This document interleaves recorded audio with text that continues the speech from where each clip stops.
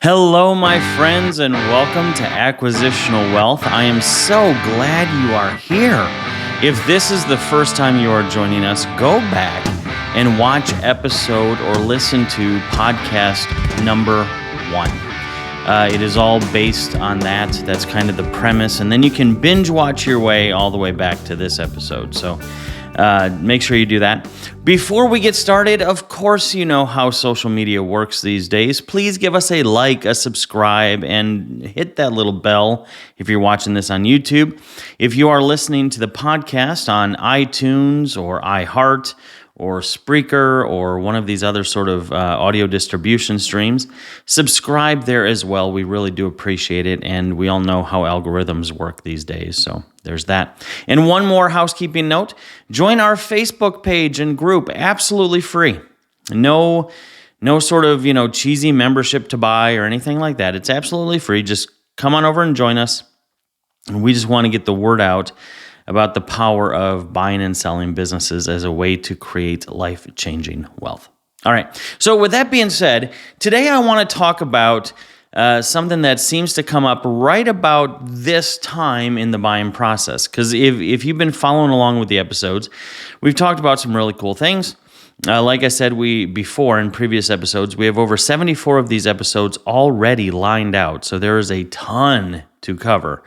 But we've covered stuff about pricing and choosing the right business and businesses to avoid and is this for everybody and all that sort of stuff. And typically, after people get through those really simple sort of topics, the next question that comes up is, why is there so much secrecy when it comes to buying and selling businesses? You're right, there is. And there's a really, really good reason. So typically when you buy and sell a business, the first thing you'll notice is when you go and look for a business to buy, the mistake most people make first is they go to some sort of businesses for sale sort of website. We've talked about that kind of in the past, why those are kind of But I don't want to get into why necessarily that's the case in this episode. What I want to get into is what you'll notice right away. No names of businesses. And what's interesting is once in a while you'll be able to tell if a broker who's representing a business is really worth their salt or not, because they'll put the name of the business or the address of the business or something in the listing. Typically that happens with realtors, commercial realtors who think, well, I can sell a business, right? And that's just a red flag anyway. But typically that's when it happens. But why is there no name? And then the next time you notice it is if you do see a business or hear about a business that you might be interested in, the next thing that comes your way is what? An NDA. And then the next thing that happens is you might do a site visit after hours or, before they open, or you'll meet the current owners off-site. So why? Why is there all this secrecy? Well, the answer is pretty simple. Unlike other things in the world, businesses do not want it to be known that they're for sale. They just don't. That's why most of the great deals out there are not going to be online in the first place. Again, going back to the, should I just do this myself and go online and on these websites? Usually no. But typically that's just a reality. Most businesses don't want it to be known that they're for sale. Why? For many reasons. Reason number one, the employees start to panic. They just do. Employees start to panic. When you upset that apple cart in any way, shape, or form, employees start to panic. Competition smells blood in the water. They don't know the whole circumstances, right? They don't know. But all of a sudden the competition is like, ooh, they're for sale.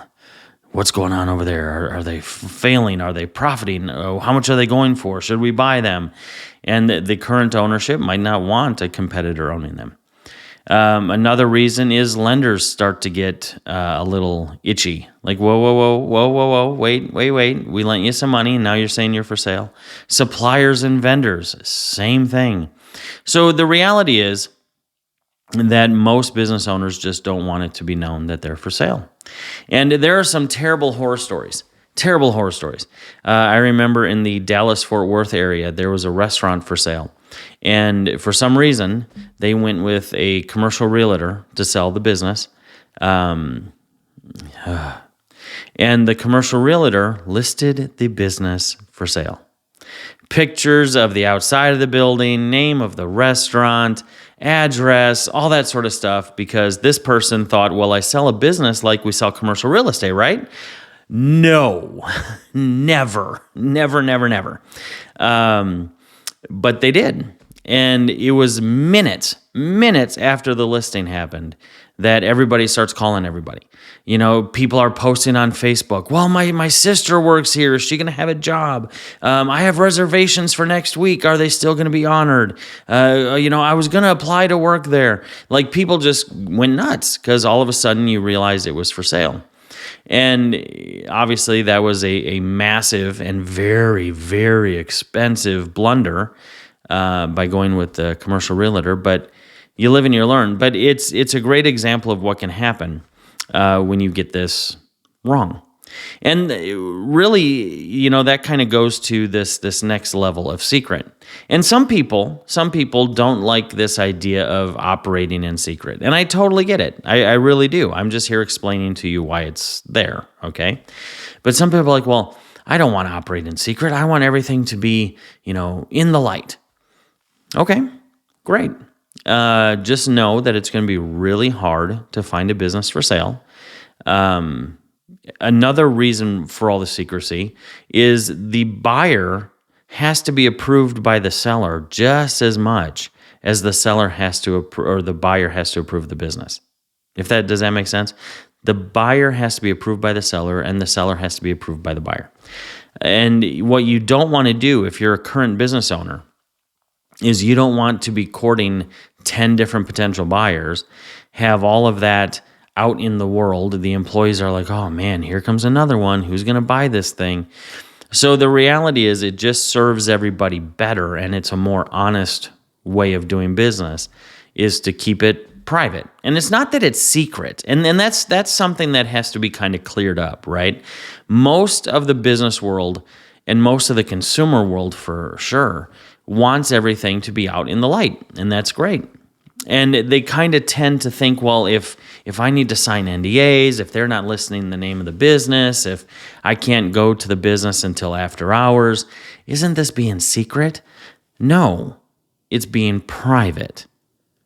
And there is a big difference there. It's just being private. You don't want this to get out for a lot of great reasons. The second level of privacy you'll notice is with that site visit. So let's say you're going through the process, you're working with your broker, you found a business that you like, you've done that first round of vetting, you've signed the NDAs, they've given you some early financial information, that's looking good too. You decide, you know what, okay, let's do this. At this point, you've probably set up a call or a Zoom meeting with the current ownership, and we'll go through that process in its own episode. What to talk about, what to ask about, what not to ask, all that sort of stuff. But let's say that goes well, and now it's time for a site visit. Well, if you're going to do this, I have been introduced as friends, people I go to church with, yada, yada, yada, right? There's going to be a number of different roles that you're going to be explained to if you go and do a site visit during operating hours. Now, the question might come up as to why. Why would you even do that? If it's supposed to be private, why would you even go during operating hours? Well, it depends on the business. What if the business runs in 3 shifts? Guess what? You're going during operating hours. Let's say you are from out of town and the only time you can actually get this site visit in is during operating hours, whatever it happens to be, right? So my key to you, my word of advice is respect the privacy. Respect it. This doesn't have to be some sort of, covert operation or something like that. Just respect the privacy. And a lot of times what happens is the buyers think that they're the ones that are in control. They're the ones that are really the yes or no at the end of the day. And the reality is you're not. This is not like buying real estate. This is not like buying a car. It's not like buying a microphone. The seller has to approve you as much as you have to approve the business. And it's kind of an interesting power dynamic. They're approving you. You're not approving them. You're approving their business. So it's not even to even. Does that make sense? So just respect whatever sort of protocol that the seller wants to put in place. Now, with that being said, there is an asterisk, right? Asterisk. There is an asterisk. There are many times where the seller wants to remain private as well. Yeah, that's really a thing too. Why? Well, let's say you're already in this industry. Let's say you don't want it to be known that you are looking to expand. You don't want it to be known to the seller who you are too. And that happens a lot. We have represented buyers who did not want it to be known too early in the process, even who they were. Because let's just say I own a burger joint and I'm thinking about buying the other burger joint. And my broker goes in there and says, hey, Josh's Juicy Burgers is trying to buy Sally's Sensational Burgers, and we want to know what you guys would take as a price. Well, what does Sally's Sensational Burger instantly do? First, they're going to think, well, if it's a competitor and he wants us this badly, he's going to up the price, which totally could be true. I might be willing to pay more than it's worth on paper, right? Totally true. She might say no instantly because she might have been fighting me on the other side of town for 10 years, and no matter what, that red-bearded, balded dude is not going to end up owning this burger joint, right? So she might instantly shut it down and not even hear my offer. So because of those reasons and many more, there are often times where the seller wants to remain private, the buyer wants to remain private, which creates a very, very interesting dynamic. One that's so unique, I'll tell you a quick little story.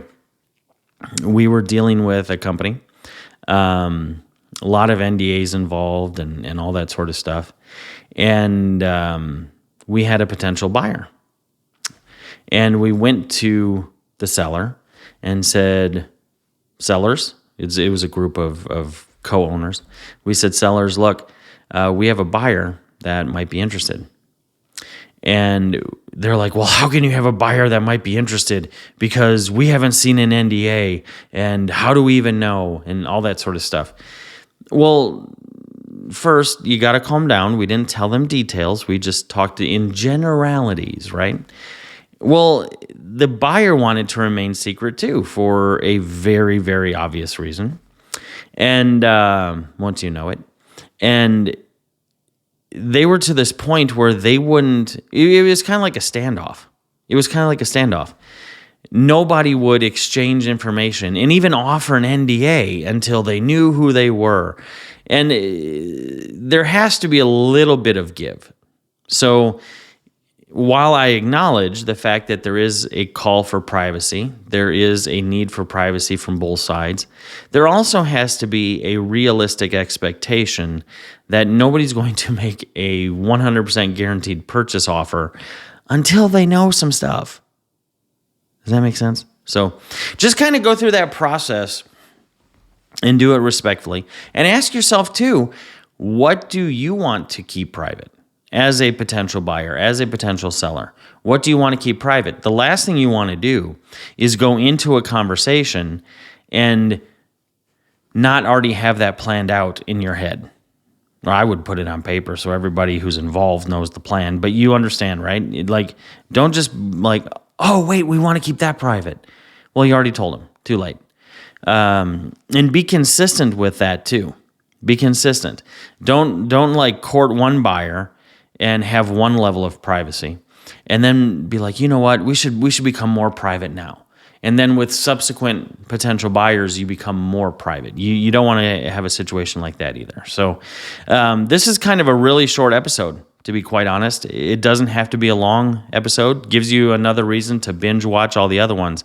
But this doesn't have to be a 30-minute topic, even though it is an extremely important topic at that. Does that make sense? I hope it does. And we'll do an episode on how to do a site visit.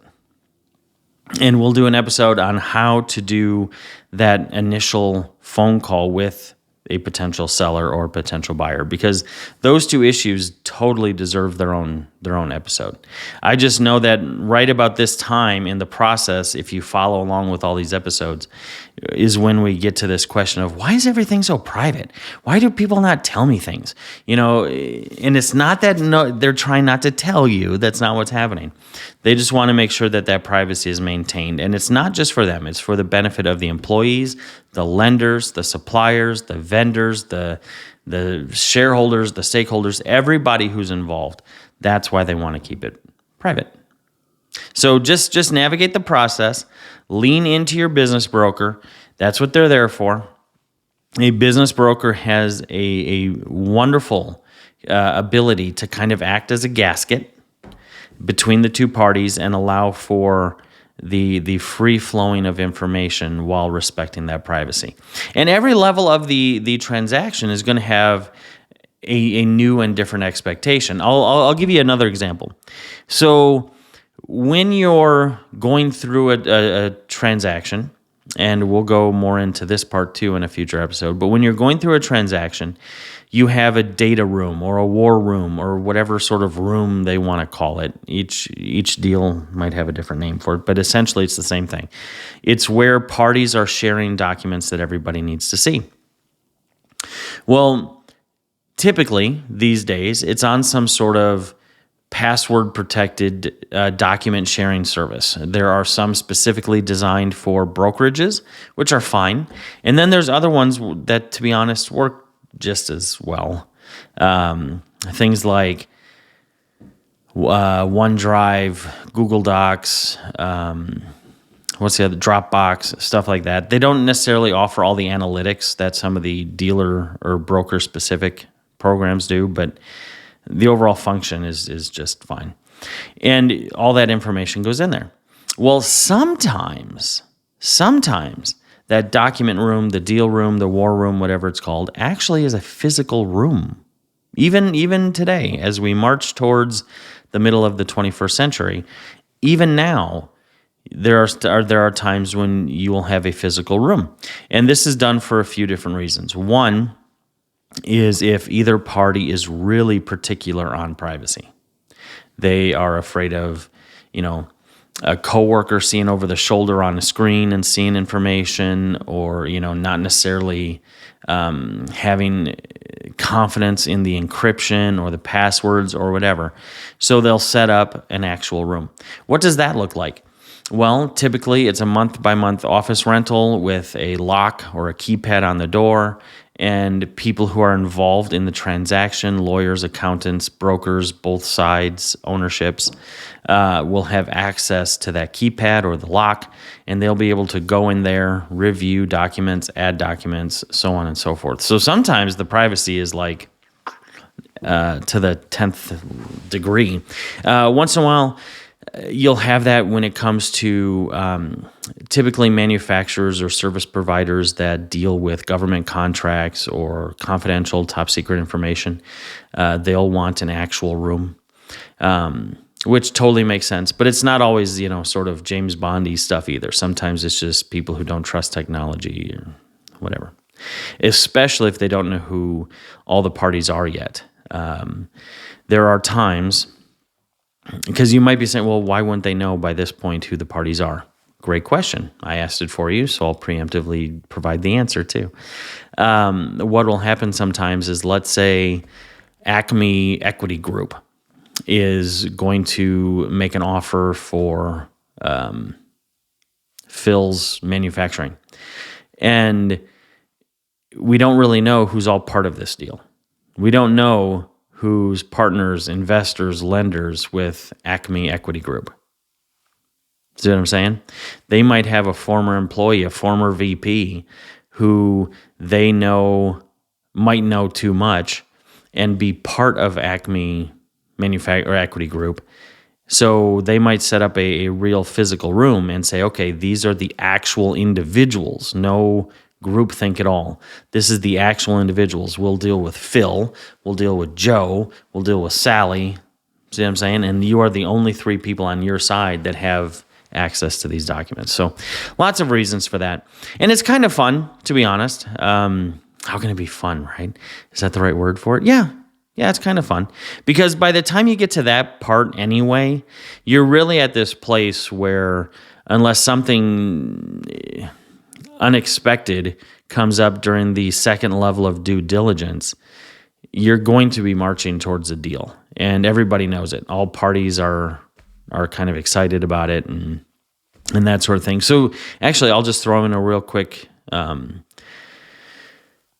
bonus topic here. There are a couple phases of due diligence. I know if you go online, how to buy a business, it just says due diligence. Well, that's like saying the weather outside is weather.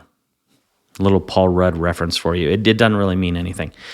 There are a couple phases of it. So the first phase is prior to the LOI. So you're going to sign the NDA. They're going to submit some information. You haven't got the LOI yet, right? And this first round of information is largely what they want you to see, just being honest. It's what they want you to see privately, but they still want you to see it. And you're going to make your first set of determinations based on this. You're going to look at that and go, yes. I think that looks good enough to move to the next stage. Or you're going to say, nope, that dog has fleas, we're out, right? And that's where it ends. Well, if you think it looks attractive enough to get to the second level, you're going to come up with a round of questions with your broker, and you're going to want to get those questions answered because you're going to see some things, and they're going to give you recasted financials and all that sort of stuff, and we'll talk about what that is later, but they'll give you that. But even though they do, you're still going to have questions, or at least you should. If you don't, that should be a yellow flag. So that next phase is kind of going in there with those questions of the first round, right? And they can vary, explain this expense, or, why did sales lag here, or why was insurance so high this quarter, all that sort of stuff, right? The stuff that they're not going to come out and say, look behind the curtain, but you want to look behind the curtain. So you're going to have that round. Once you get through that round and you do the site visit and you submit an LOI, then it goes a little bit deeper still. Now you're going to get to this point where, your accountant should be doing deep dive due diligence from a bookkeeping standpoint. You're going to have a lawyer go through and, check for UCC filings and licensing and all that sort of requirements. Your broker's going to be going through and looking for missed opportunities, exploited opportunities, any sort of franchising thing. If you're going to buy a franchise, what does the franchise agreement say? What do vendors agreements say? What do lenders agreements say? Is there transferable debt? Is there non-transferable debt? Matter of fact, that one you probably should have known in the first round, but you get the point, right? Deeper is my point. You're getting deeper. So there's rounds of due diligence. So, and depending on the size of the deal, you might have, and I don't want to get too deep in the woods because that's not the point of this episode, but you might have some sort of breakup consequence once you get past that first round of due diligence with your first round of questions and all that. But we'll get to that later. I just wanted to kind of bring you up to speed as to how the privacy kind of fits into that entire process. Make sense? I hope that helps.